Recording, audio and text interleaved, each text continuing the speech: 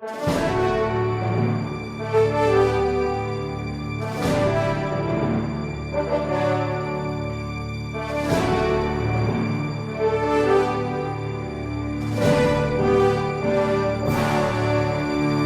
nome do Pai, do Filho e do Espírito Santo. Amém.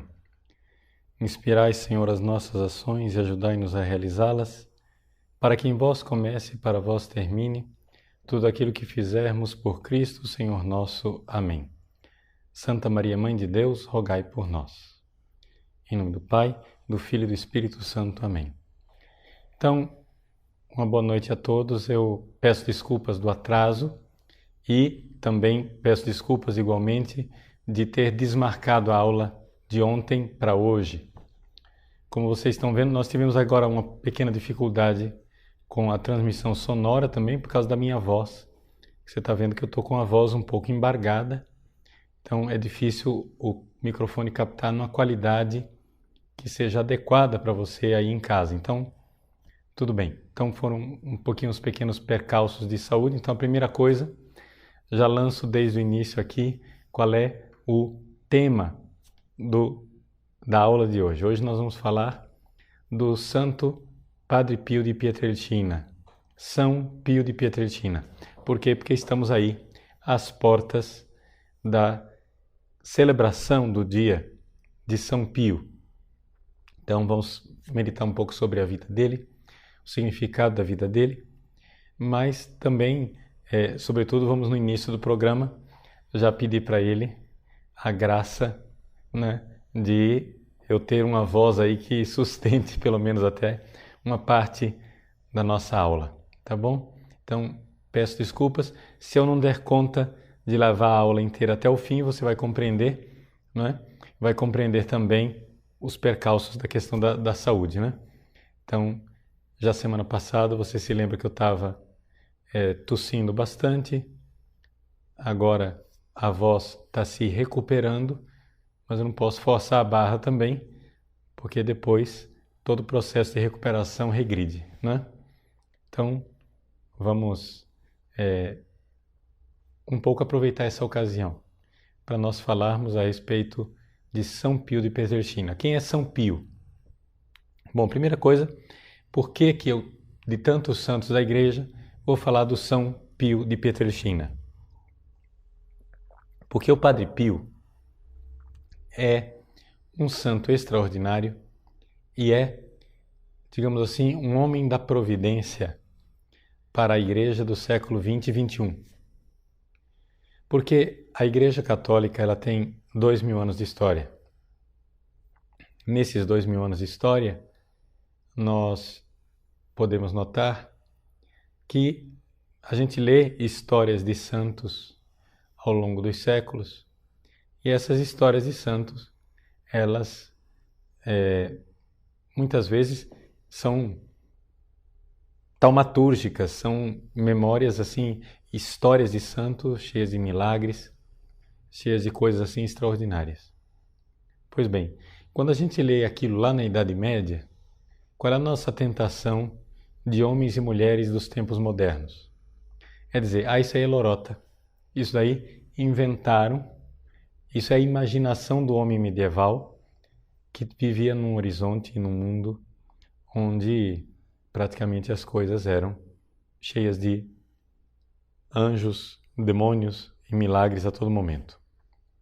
Nós que já passamos para a época das luzes, da razão, nós não podemos mais cair nessa fraqueza. Pois bem, a grande verdade é que nós temos aqui, na pessoa do Padre Pio, uma pessoa que, de forma extraordinária, viveu uma vida onde a mão de Deus e os milagres aconteciam não esporadicamente, diariamente. Padre Pio viveu 81 anos de vida e foi um homem que viveu de forma extraordinária. Viveu de forma grandiosa o seu sacerdócio. Então, para quem não conhece o Padre Pio, eu vou fazer primeiro um pequeno apanhado da vida dele. E depois, se Deus nos der voz e perseverança, vou dar o significado dessa vida para nós hoje. Bom, Padre Pio ele nasceu no sul da Itália, numa cidade chamada Pietrelcina. E é por isso que ele é conhecido como Padre Pio de Pietrelcina. O nome de batismo dele era Francisco, Francesco Forgione. A família dele, desde o início, era uma família muito devota de São Francisco de Assis.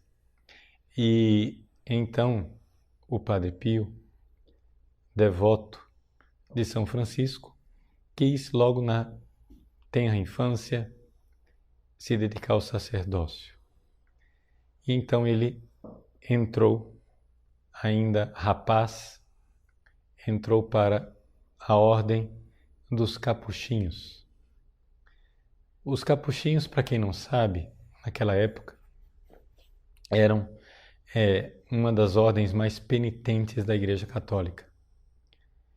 Nós temos que entender que o fenômeno do franciscanismo, São Francisco de Assis, era na verdade um fenômeno grandemente voltado para a penitência. Quando São Francisco de Assis resolveu adotar o estilo de vida dele, dentro da sociedade medieval, ele tinha os monges, que ele não queria ser. Ele tinha os padres, que ele também não queria ser. Ele tinha os leigos, casados, que ele também não queria ser. Mas havia uma outra classe social, a ordem dos penitentes. Ou seja, as pessoas que tinham cometido os pecados, que se cobriam de sacos e faziam penitência. Então, o franciscanismo, na sua origem, ele é sobretudo digamos assim, um movimento espiritual muito ligado à penitência. É por causa dessa configuração com o Cristo crucificado que São Francisco teve a graça de receber também ele as sagradas estigmas, as chagas. São Francisco, rezando, recebeu impresso na sua carne as chagas de Jesus crucificado. Esse é um fenômeno interessantíssimo que aconteceu na vida de alguns santos da Igreja, a estigmatização, receber as chagas de Cristo na própria carne. São Francisco recebeu. Agora, é interessante que ao longo da história da Igreja, todas as pessoas que receberam os estigmas eram leigos. E o Padre Pio é o único sacerdote na história da Igreja que recebeu os estigmas, como fundador da sua ordem São Francisco. Então, o franciscanismo era e é, não é, um fenômeno espiritual muito ligado com a penitência. E os capuchinhos, eles eram muito penitentes antes do Concílio Vaticano II. Eles viviam penitências intensas, para vocês terem ideia. Alguns dias durante a semana, o Padre Pio, junto com os outros frades, tinham que aplicar a disciplina. O que é isso? Aplicar a disciplina é uma linguagem técnica para falar de se flagelar, não é? Usar um pequeno açoite e com essas pequenas cadeias, pequeno açoite, dar, não é? Aplicar a penitência, a disciplina a si mesmo. Então, era uma ordem muito penitente. Eles viviam jejuns intensos, também, por exemplo, uma disciplina com relação ao sono. No meio da noite, na parte mais restauradora do sono, eles tinham que acordar para ir rezar e depois voltavam para a cama. Viviam, por exemplo, uma intensa penitência com relação ao frio, o hábito que eles usavam tanto no inverno como no verão era o mesmo. Isso quer dizer que no inverno passavam frio, no verão passavam calor. Nos lugares mais frios, por exemplo, eles andavam com sandálias, então alguns frades chegavam a sangrar os próprios pés com o frio, o pé rachava com a neve. Então, só para a gente ter ideia, é que era uma ordem muito penitente. Foi nessa ordem que entrou o nosso Padre Pio.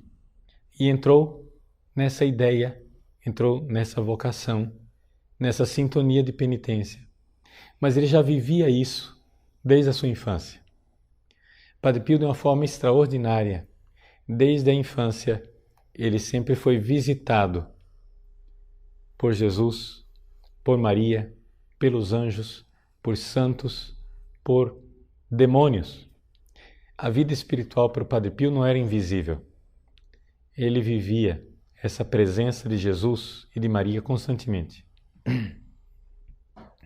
De tal forma que não era para ele uma coisa extraordinária ver a Virgem Maria. Ver Jesus, ver os anjos. E isso desde a infância. Ele mesmo conta isso. Nós sabemos muita coisa secreta da vida espiritual do Padre Pio, porque o Padre Pio, durante um tempo, ele teve o diretor espiritual dele que não morava com ele na mesma casa. Então o Padre Pio foi contando a sua vida espiritual para o diretor espiritual em cartas. Então nós temos muita coisa, ou das cartas do Padre Pio ao seu diretor espiritual, ou do próprio diretor espiritual que anotava no seu diário suas impressões a respeito do Padre Pio. Então era um homem certamente extraordinário nos dons espirituais. Agora você pode dizer assim, mas padre, será que é verdade isso tudo? Veja, isso que o Padre Pio atestava é corroborado, não é? Pelos fenômenos dos milagres. A quantidade de milagres que aconteceu na vida do Padre Pio é extraordinária. É um negócio assim que não dá nem para contar, porque eram tantos milagres. E milagres assim diários, cotidianos, era uma coisa do dia a dia. Então, só para você ter uma ideia, se alguém quiser ler alguma coisa, eu não sei se tem em português algum livro especializado só nos milagres do Padre Pio, mas em italiano tem um pequeno ensaio, é um livro assim básico, são 300 páginas, mas feito de forma muito popular, bem documentado, porém popular. Um livro de Renzo Allegri chamado I Miracoli di Padre Pio, Os Milagres de Padre Pio, onde ele tenta, por capítulos, organizar vários testemunhos mais significativos de milagres documentados por médicos, milagres inexplicáveis, não é? Milagres assim que cura de câncer, paralíticos que se levantavam da cadeira, cegos que enxergavam, surdos que ouviam. Padre Pio chegou até mesmo a fazer a ressurreição de uma criança, não é? A mãe estava levando a criança para San Giovanni Rotondo, onde morava o Padre Pio,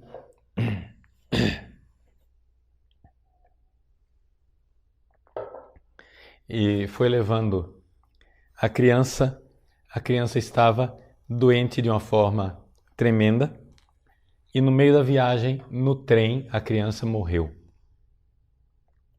A mãe, mesmo assim desesperada, não é?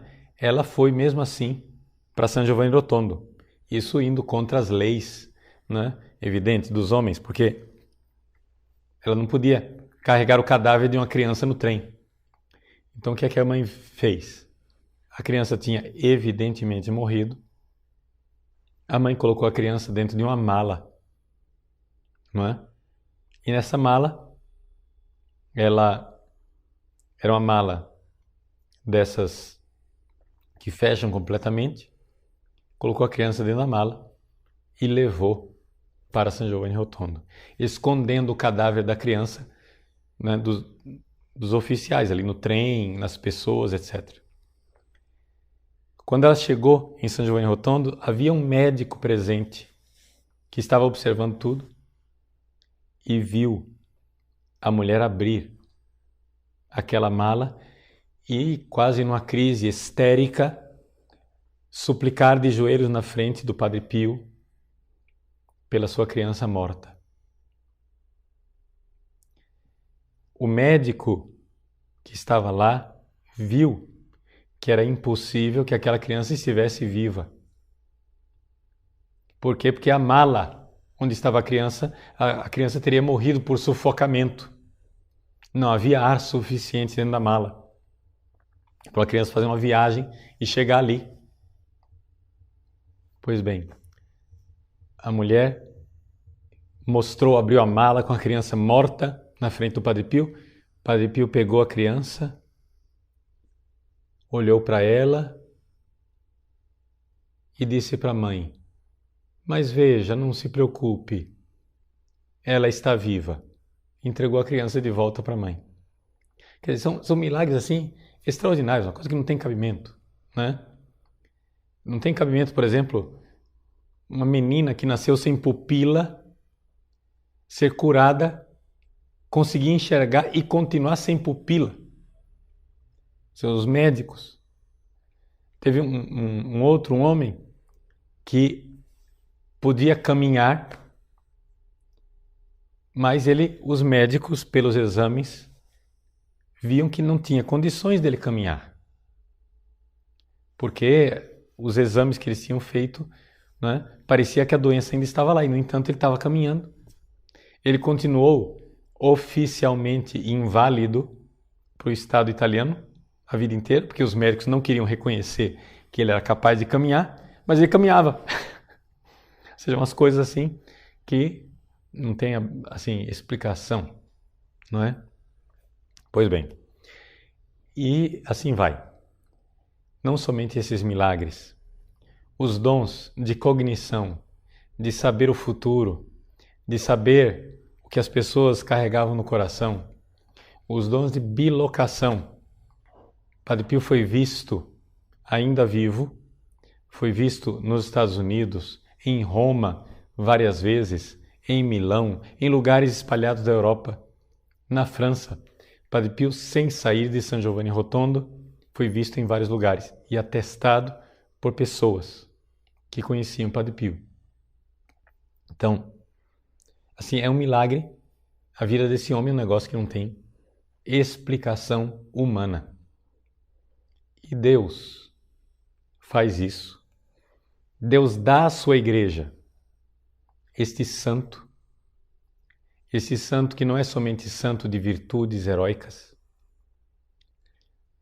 de unir a sua vida ao sofrimento de Cristo, mas um santo portentoso em milagres, em sinais extraordinários. Para quê?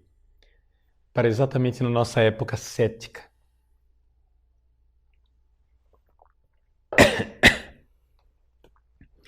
Nesse mundo em que nós não acreditamos mais em milagres, nós temos o testemunho de um sacerdote que viveu centenas de milagres iguais aos milagres que a gente ouve na narrativa dos santos do passado. Então a vida do Padre Pio nos leva, nós, homens modernos, a dizer: se aconteceu com o Padre Pio, então por que é que eu acho que não aconteceu com São Francisco? Por que é que eu acho que não aconteceu com São Domingos, com Santo Tomás de Aquino, com Santo Antônio, esses santos taumaturgos? Porque se aconteceu com o Padre Pio, como é que não aconteceu com outros? Certamente, se a história narra que aconteceu com eles, pode ter acontecido também. Porque nós sabemos que aconteceu com o Padre Pio cientificamente, porque inúmeros médicos atestaram. Então, é claro que existe a objeção dos parapsicólogos, porque alguns fenômenos do Padre Pio seriam explicáveis pela parapsicologia. Veja, seja como for, qualquer parapsicólogo vai admitir que se alguns fenômenos são explicáveis segundo a teoria, segundo a hipótese da parapsicologia, é também verdade que milhares de outros não são explicáveis. Então, se tem alguns que são explicáveis, outros são milagres portentosos. Então, a explicação parapsicológica, ela é insuficiente, não é? E os milagres são realmente um sinal, um carimbo, um atestado, um certificado da presença de Deus e da ação de Deus na vida desse homem. Até aqui, narrei um pouco a vida do Padre Pio, sua vida de penitência, mas gostaria de continuar agora colocando duas coisas. Primeiro, as perseguições e segundo, como é que ele vivia o sofrimento. Isso para dar um significado à vida do Padre Pio. Então veja, esse homem santo que carregava na própria carne os estigmas de Cristo, que fazia milagres, esse homem foi perseguido. Que ele fosse perseguido por cientistas ateus, né? Por gente sem fé, a gente até aceita. Que afinal, é natural que assim seja. O problema é que Padre Pio foi perseguido pela igreja. E não somente pela igreja. Por gente da alta hierarquia da igreja. O próprio bispo do Padre Pio o perseguiu. Padres do clero da diocese onde vivia o Padre Pio o perseguiram com calúnias, dizendo que esse homem santo tinha relações amorosas com as suas dirigidas espirituais. Que ele, na verdade, estava fazendo todos aqueles truques mágicos para ganhar dinheiro e se aproveitar da boa-fé do povo. Levaram essa reclamação, levaram essa acusação até Roma e encontraram a acolhida no Santo Ofício, atual Congregação para a Doutrina da Fé.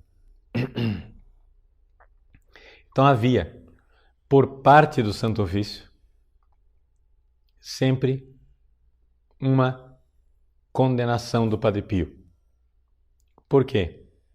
Quando a gente hoje vai estudar a história, a gente vê claramente as trapaças que foram feitas pelos inimigos do Padre Pio para que o Santo Ofício nunca recebesse relatórios realísticos, mas só recebessem as coisas lidas por um prisma desfavorável. Então, a gente vê claramente, né, que ali estava uma obra maligna. E, no entanto, Padre Pio aceitou esta perseguição num profundo amor à Igreja.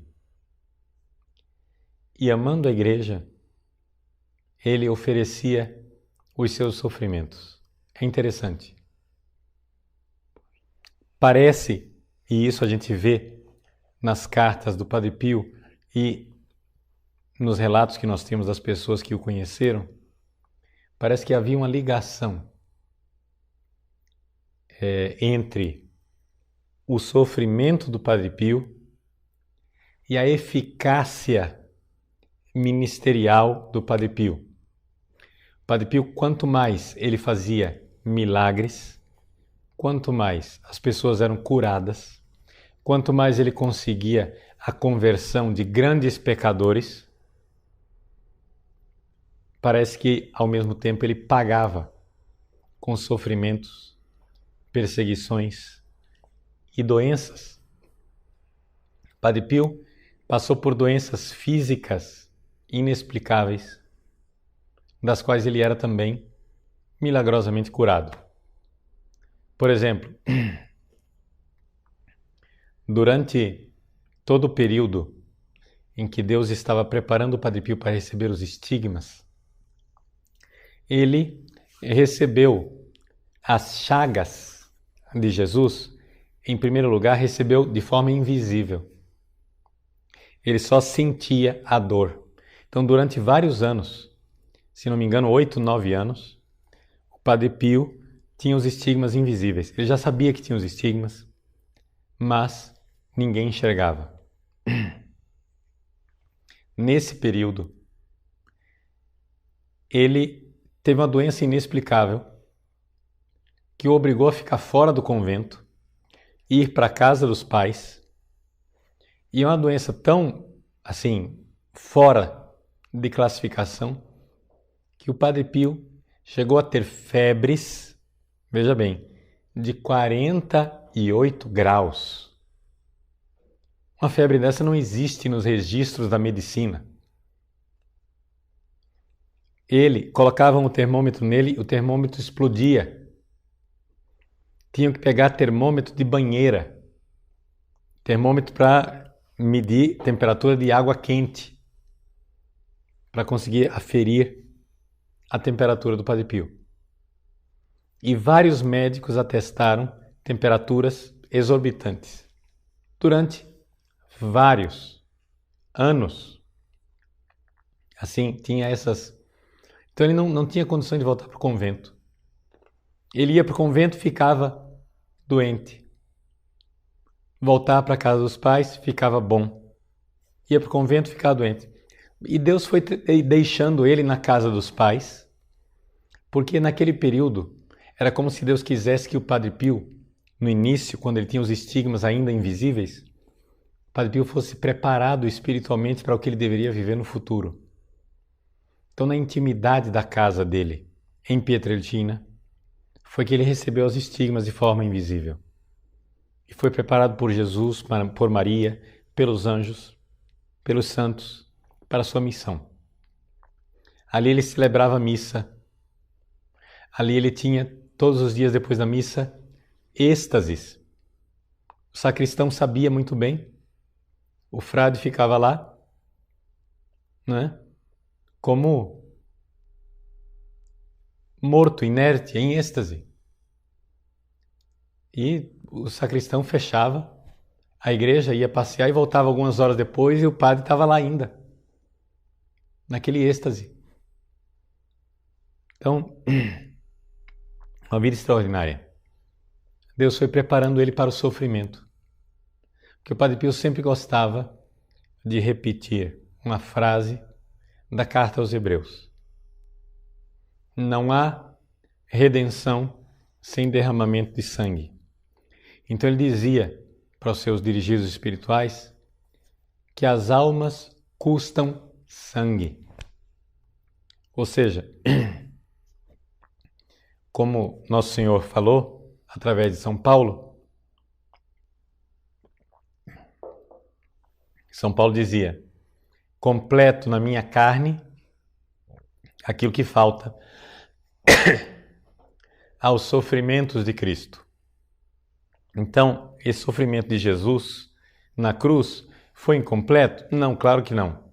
Mas havia sim essa realidade de nós unirmos a Cristo o nosso sofrimento também.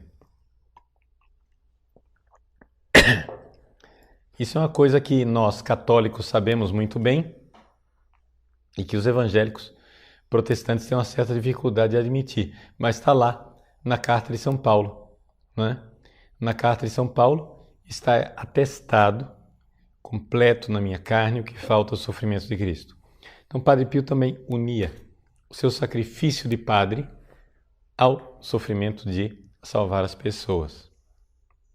Então, quando nós sofremos, a gente tem que dar um significado redentor para o nosso sofrimento. Quando nós passamos por alguma dificuldade de saúde, alguma perseguição, calúnia, alguma coisa, vamos colocar isso e saber que isso é redentor.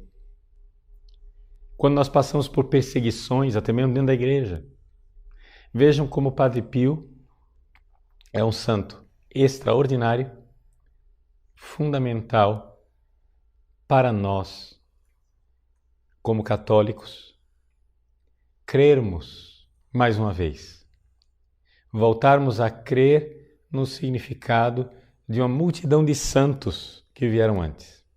Padre Pio era importante porque ele viveu no século XX. Ele morreu em 1968. Ele pôde ser estudado por médicos, por cientistas. Nós temos testemunhos que atestam, não é? Inúmeros pacientes que foram curados por Padre Pio tinham documentos, não é? De suas doenças, radiografias, cirurgias realizadas, atestados médicos. Uma coisa incrível, coisa que nós podemos então ver. Realmente, Deus agiu através desse homem.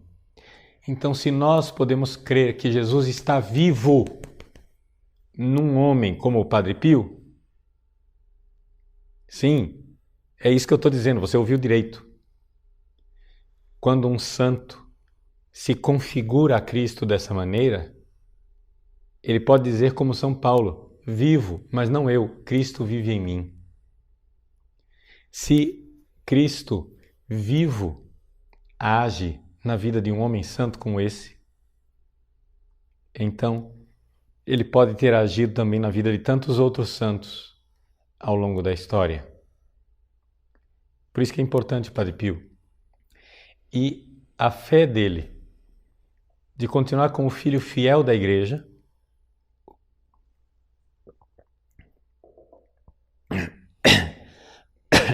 apesar de perseguido pela Igreja. Isso é fundamental. Então, essa característica do Padre Pio de ser um grande taumaturgo, de você ver que ali a mão de Deus passou. Deus tocou aquele homem e arrebatou o coração dele e não deixou nada. Não deixou nenhum apego ao mundo. Transformou e realmente o configurou a Cristo. E agiu e fez de forma portentosa. Ver esse modelo brilhante, extraordinário para nós, para mim, para você. Exatamente na época em que nós temos uma crise de modelo sacerdotal, porque os padres perderam a noção do que é o sacerdócio, como vivia o Padre Pio no altar e no confessionário. No altar e no confessionário. Claro, um homem também dinâmico, socialmente falando. Fez a Casa Solievo della Sofferenza um hospital, que hoje é um dos hospitais mais desenvolvidos da Europa. Tudo isso por ação social, para ajudar os pobres, ajudar as pessoas que não tinham condições de auxílio médico, não é? E assim por diante. Um homem que tinha um engajamento com os pobres, que vivia a pobreza, vivia no altar, vivia no confessionário, era um verdadeiro sacerdote. Isso é extraordinário para nós, importantíssimo. Nesse mundo em que a gente não sabe mais como ser padre. Depois outra coisa importante. Amor à igreja. Saber lidar com a igreja que passava por um tempo de crise terrível. Padre Pio viveu os anos que seguiram o Vaticano II e viveu ali o início de todos os tumultos que vieram depois do concílio. Permaneceu firme, permaneceu fiel à Igreja, um homem, sem dúvida alguma, que é exemplo para todos nós. Então, um pouco esse é o apanhado da vida do Padre Pio. Vamos fazer um pequeno intervalo, a gente volta daqui a pouco e então você vai poder fazer as suas perguntas. Nós vamos acionar o chat e você pode entrar com suas perguntas. Até mais. Voltamos então à nossa aula, nossas respostas. Quero agradecer a oração e o carinho de todos vocês estão aí se manifestando pela minha saúde, mas não se preocupem não, tá? É coisa muito simples, é só esse tipo de coisa, a gente se cura ficando sem falar. Só que o problema é que a minha profissão é falar. Então, eu estou procurando reduzir as atividades nesses dias exatamente para poupar as pregas vocais, né? Então vamos lá. Então peço desculpa a vocês se o áudio tá desse jeito. Sei que vocês estão ouvindo aí muito barulho ao redor, carro que passa, né? Eu estou gravando aqui em casa, como sempre, mas é que nós tivemos que aumentar a sensibilidade do microfone para poder captar a minha voz. Então está um pouco aí poluído. Então vamos às perguntas que vocês fizeram. O Túlio Galvão. Padre, a formação de nós católicos desde a catequese não deveria incluir também a vida de nossos santos para que se pudesse mostrar o que realmente é a Igreja? Claro que sim, Túlio. Veja só. Inclusive, deixa eu dizer para vocês aí uma novidade. Eu pretendo fazer eu já tenho o curso de Catecismo da Igreja Católica, mas eu pretendo fazer também um curso de querigma, ou seja, para transmitir a fé. Ou seja, catecismo é para quem já tem fé. Vamos agora nos dar o trabalho de conversar com quem ainda não é católico, com quem ainda não tem fé, como apresentar a fé. E nesse curso querigmático, nesse curso de introdução à fé católica, nesse curso de conversão, qual é o método que nós vamos usar? Sobretudo partir da vida dos santos. Não tem dúvida nenhuma. Por quê? Porque se nós partimos da vida dos santos, nós colocamos aquilo que Jean Lafrance fala num dos seus livros. Ele diz assim: se uma pessoa pedisse para ser introduzida na vida cristã, eu certamente não daria para ela o Evangelho. Eu daria a vida dos santos. Por quê? Para que a pessoa notasse primeiro, antes de tudo, que Jesus vive. Jesus está vivo na sua igreja. Vivo nos seus santos. Que Jesus não é um personagem do passado, mas ele está vivo hoje no meio dos seus santos. Inclusive, isso coincide com a própria prática catequética da igreja. Existe um santo escritor russo, santo da igreja ortodoxa, chamado Teófano o Recluso, que ele fala claramente, resumindo aquilo que é a prática catequética, tanto da igreja do Ocidente como do Oriente. Ele diz, existem 3 níveis. Primeiro nível, para os iniciantes, eles têm que ler a vida dos santos. Segundo nível, Deus Padres da Igreja. Terceiro nível, para aqueles que realmente já estão mais avançados, você dá a Sagrada Escritura. Porque aí a pessoa já vai estar pronta para ler a Bíblia. Ou seja, a Bíblia, ela nunca foi, na história da Igreja, o primeiro passo. Ela sempre foi, algo que era dado para a pessoa, uma vez que a pessoa já estava com uma mentalidade, vamos usar a palavra grega, com um frônema católico. Então, para nossa catequese, nós vamos então usar a vida dos santos. Então você está correto, Túlio. A vida dos santos é muito importante. Vamos à próxima pergunta. O Bruno. Como se explica a perseguição que o Padre Pio sofria pelo demônio? Ele realmente apanhava fisicamente? Veja, a relação do Padre Pio com o demônio é uma coisa assim estrondosa, quase escandalosa. Por quê? Porque ele realmente apanhava fisicamente do demônio.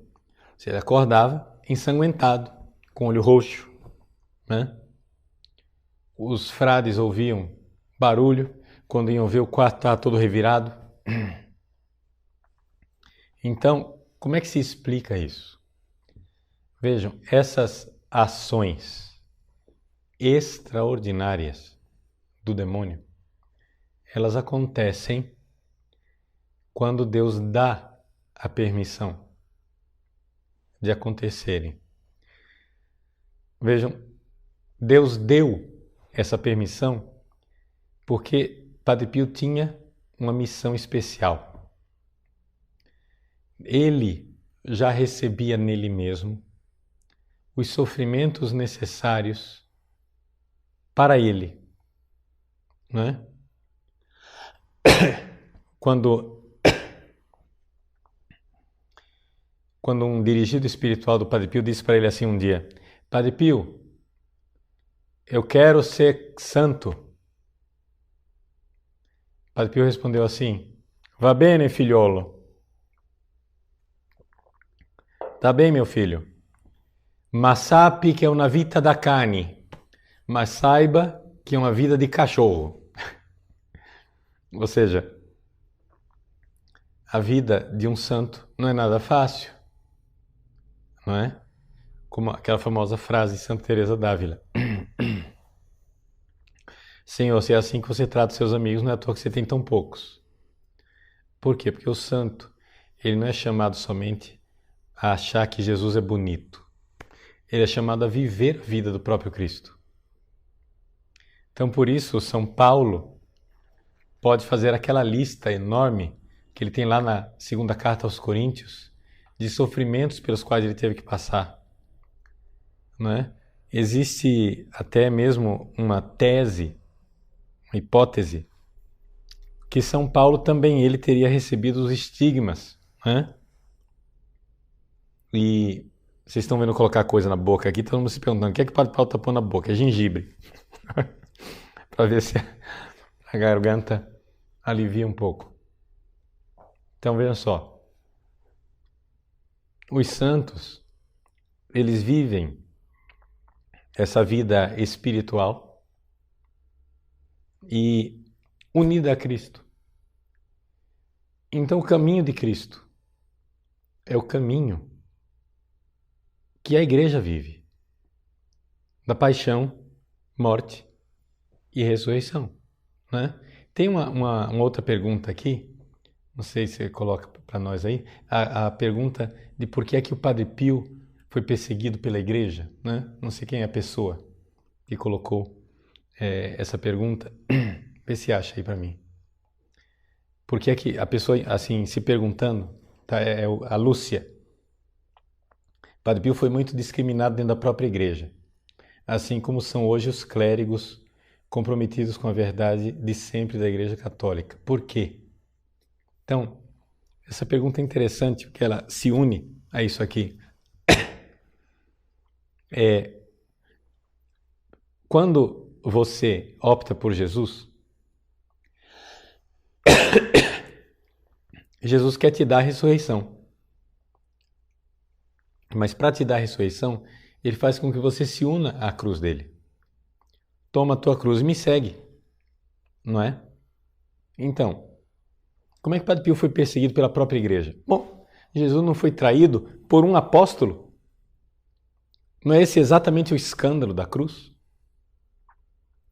O escândalo não é que foi Herodes que foi mandar prender Jesus. Não foram os sumos sacerdotes. Um apóstolo, um discípulo, um dos 12, escolhido pelo próprio Jesus, foi lá entregar Jesus.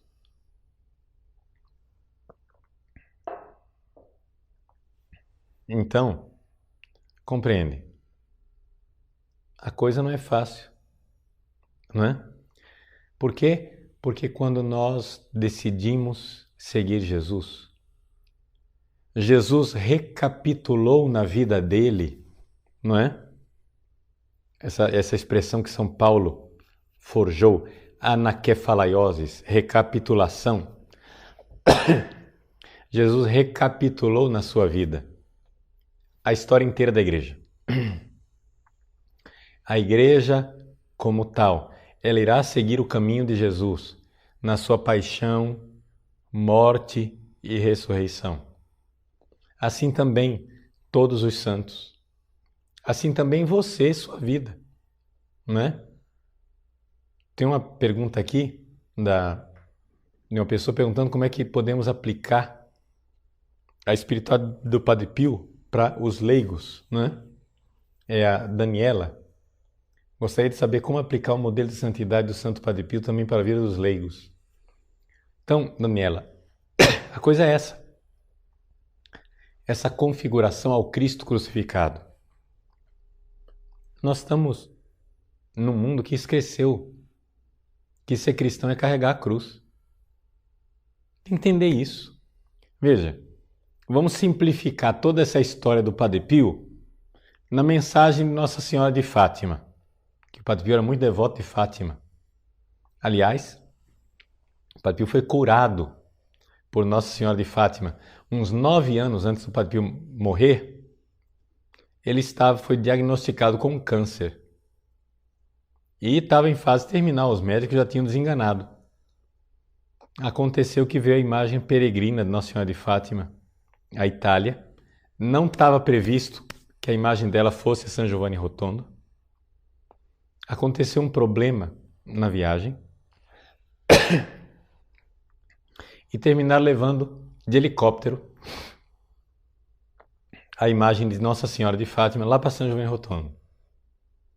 O Padre Pio rezou diante da imagem. A imagem foi embora de helicóptero.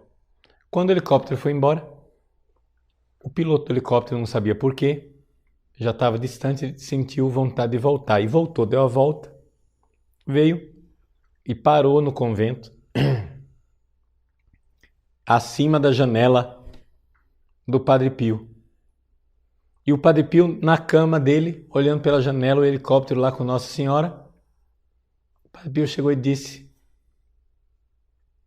desde que a senhora chegou na Itália, me derrubou aqui na cama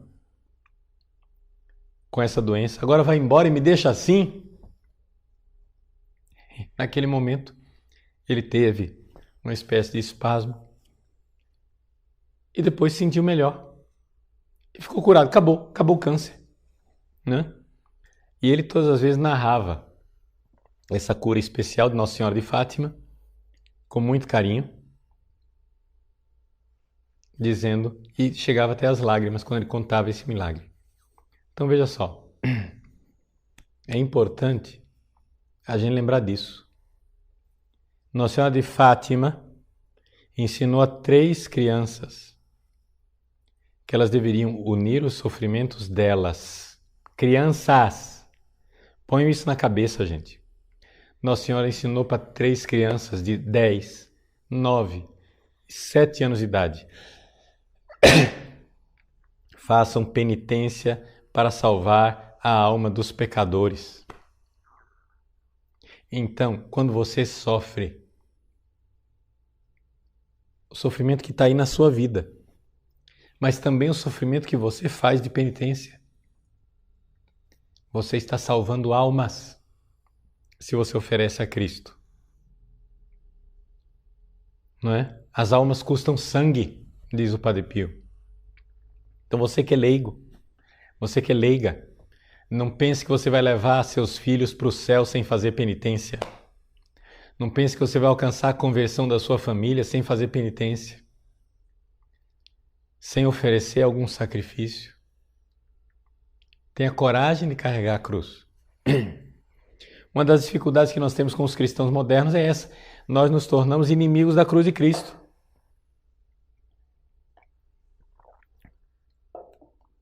Me diga, por favor, pegue a vida dos santos. Qual é o santo que não viveu uma vida de penitência, que aplicou a disciplina, usou cilício, jejum, dormiu no chão, fez vigílias, jejuns? Os santos faziam isso. Dá para você contar nos dedos de uma mão aleijada os santos que não foram penitentes. É a maioria esmagadora, 99,999%. Por quê? Porque esse é o caminho. Então, a espiritualidade do Padre Pio nos ajuda a entender que ele, homem crucificado, com os estigmas, ele é um sinal que nós, cristãos, não somente os padres, vamos lembrar isso, Padre Pio é o único padre estigmatizado da história da igreja, os outros eram leigos. Leigos. Nós, cristãos, precisamos nos configurar à cruz de Cristo. Quem foge da cruz é o diabo. Nós precisamos fazer penitência. Precisamos ser penitentes. Então ofereça a sua cruz, os sofrimentos. Eu tenho certeza que você já tem sofrimento na sua vida. Ofereça, abrace. E quanto maior for o sofrimento na sua vida, mais você deve fazer alguma penitência para você parar de espernear e fugir da cruz. Pare de fugir da cruz, pare de espernear e abrace a cruz do dia a dia. Então, saber que no sofrimento que nós passamos hoje, veja, quando Nossa Senhora de Fátima e as outras aparições de Nossa Senhora falam de uma perseguição, de uma provação final, de um castigo. Por que é que Deus, se houver um castigo no final dos tempos, por que é que Deus permitiria esse castigo? Para salvar mais almas. Para salvar mais almas, porque o sofrimento, quando ele é abraçado, ele abre as portas do paraíso. Para nós e para tantas outras pessoas. Então, não tem dúvida nenhuma, se houver castigo, será, se, é condicional. Em todas as aparições de Nossa Senhora, ela diz, se os homens não se... Façam isso, façam penitência, rezem. Se não ouvirem a minha voz, haverá um castigo. Quer dizer, ou você faz a penitência e aprende por onde se converter, ou então a penitência vai vir dada por Deus providencialmente, por amor. Porque Deus não é um Deus que castiga porque Ele nos odeia. É um Pai amoroso que nos dá cruzes porque nos ama. Isso é importante você saber disso. As pessoas não estão perdendo essa noção do cristianismo, né? Então vamos ver mais uma pergunta. Como é que estamos de tempo? O Diego, Padre, sua bênção. O senhor poderia comentar sobre o encontro de São Pio com o Papa João Paulo II? Então veja só. O Papa João Paulo II, ele teve alguns momentos importantes com o Padre Pio de Pietrelcina. Acontece que esses momentos que ele teve não foram documentados, porque era da época em que o Papa era estudante em Roma e era sacerdote. Mas durante o Concílio Vaticano II, quando o Papa já era bispo auxiliar, o Papa escreveu ao Padre Pio uma carta suplicando a cura de uma amiga do coração. Era realmente uma família, um casal com os filhos, que eram muito íntimos, afetuosamente ligados ao bispo Karol Wojtyła. Vocês sabem que Karol Wojtyła era órfão de pai, de mãe, e perdeu o irmão dele também muito cedo. Não tinha ninguém no mundo. Então havia essa família que ele considerava a família dele. E a mulher, a mãe da família, estava diagnosticada com uma doença incurável, não me lembro aqui exatamente a doença. Então, o Padre Pio, o bispo, escreveu uma carta em latim, não é? Pedindo a cura. É interessante que foi mandado uma pessoa do Vaticano diretamente para entregar essa carta na mão do Padre Pio, entre tantas cartas que ele recebia, essa carta em latim. E depois, quando aconteceu a cura, aconteceu o milagre, depois o bispo mandou outra vez, o Karol Wojtyła mandou outra vez uma carta agradecendo o Padre Pio. Então esse é o relacionamento documentado que nós temos entre o Padre Pio e João Paulo II. Existe a história, não é, de que o Padre Pio teria atendido o Papa em confissão quando ele era sacerdote e estudante em Roma, mas isso não está documentado. Outras pessoas dizem que o Padre Pio teria confidenciado para um frade, depois que o sacerdote Karol Wojtyła foi embora. Está vendo aquele padre polaco ali? Ali vai o futuro Papa. Nós não sabemos. Com certeza, porque não foi documentado. Então, nesse emaranhado, a gente não sabe dizer o que é fato histórico e o que é que virou um pouco lenda. Mas temos documentado que havia uma relação. Não é? Havia uma relação.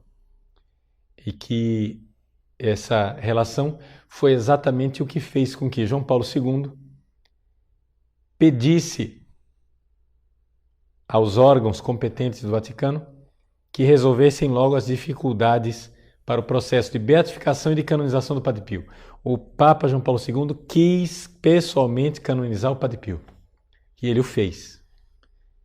Passando todas as barreiras, porque teve a Santa Sé para canonizar o Padre Pio, o Santo Ofício teve que admitir que errou. Não é uma coisa muito difícil, né? Mas aconteceu esse milagre também, isso é um dos milagres do Padre Pio. Né? O Santo Ofício dizer que, de fato, nós estávamos mal informados, não era verdade. Tá bom? Então, um aviso para vocês que a aula da semana passada já está no site, a gravação da aula, e também a aula dessa semana vai para o ar, tá bom?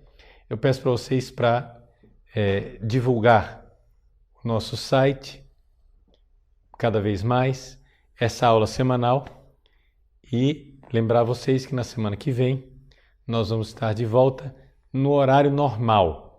Nosso horário normal é terça-feira, não quarta. Hoje foi extraordinário, né? Por causa dessas várias dificuldades que nós tivemos.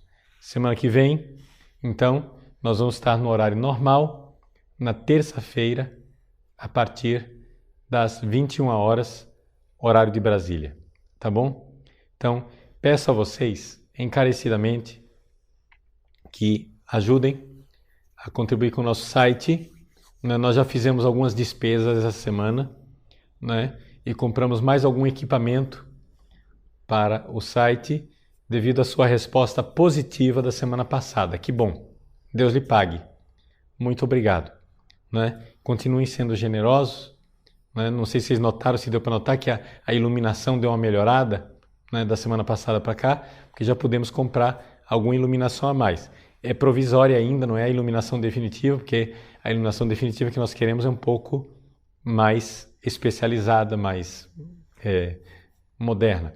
Mas já é melhor do que aquilo que nós estávamos antes. Então, vamos formar essa família.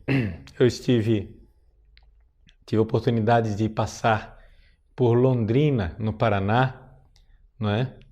E Arapongas. Então, quero deixar um abraço especial para o pessoal de Londrina e de Arapongas, agradecendo a acolhida deles e ver que quantas pessoas, padres vieram falar comigo, seminaristas, catequistas, ministros da comunhão, pessoas dizendo assim: padre, nós somos seus filhos espirituais. Eu agradeço isso. Agradeço para dizer para você, não é que são meus filhos. Não recuso a paternidade espiritual, não é isso. Mas é que nós somos, na verdade, uma grande família. Nós somos igreja. E é isso mesmo, somos família. Então, é essa família que se reúne também através do site. É uma forma da nossa família se reunir. E nós conhecemos a nossa fé, estudar mais e propagar mais o conhecimento daquilo que é a identidade católica, sermos muito alegres e sermos católicos com Cristo Jesus. Tá bom? Então, eu peço a você, faça o apostolado do site Padre Paulo Ricardo. Nós vamos colocar, esses dias agora, vamos preparar um folheto para você e vamos deixar à disposição um folheto no site para você poder imprimir, se você quiser, usar esse folheto para panfletar. Olha, conhece o site do Padre Paulo? Vai e entrega na mão de uma pessoa que você sabe que tem acesso à internet, que está procurando alguma orientação para a vida católica. Nós vamos fazer esses panfletos, então, e colocar à disposição para você. Panfletos bem simples, para você poder imprimir tranquilamente, né? E divulgar por aí o nosso site, para que ele cresça. Porque crescendo, a gente pode aumentar o trabalho, pode aumentar o bem espiritual que nós estamos fazendo a tantas pessoas. Que Deus abençoe você. E peço com insistência, o pessoal que está só esperando aí para se inscrever no site, por favor, façam sua assinatura, comece a contribuir agora, porque nós estamos precisando do dinheiro agora, tá? Depois essa aula aqui que é aberta, ela vai começar a ser reservada somente para as pessoas que colaboram com o site, tá bom? Então vamos pedir a bênção de Deus com a intercessão de Nossa Senhora e do São Pio de Pietrelcina. O Senhor esteja convosco, Ele está no meio de nós. Debaixo da vossa proteção, nos refugiamos, Santa Mãe de Deus. Não desprezeis as nossas súplicas em nossas necessidades, mas livrai-nos sempre de todos os perigos, ó Virgem gloriosa e bendita. E a bênção de Deus Todo-Poderoso, Pai, Filho e Espírito Santo desça sobre vós e permaneça para sempre. Amém. Deus abençoe você. Até semana que vem, terça-feira, 21 horas, horário de Brasília, se Deus quiser. Até mais.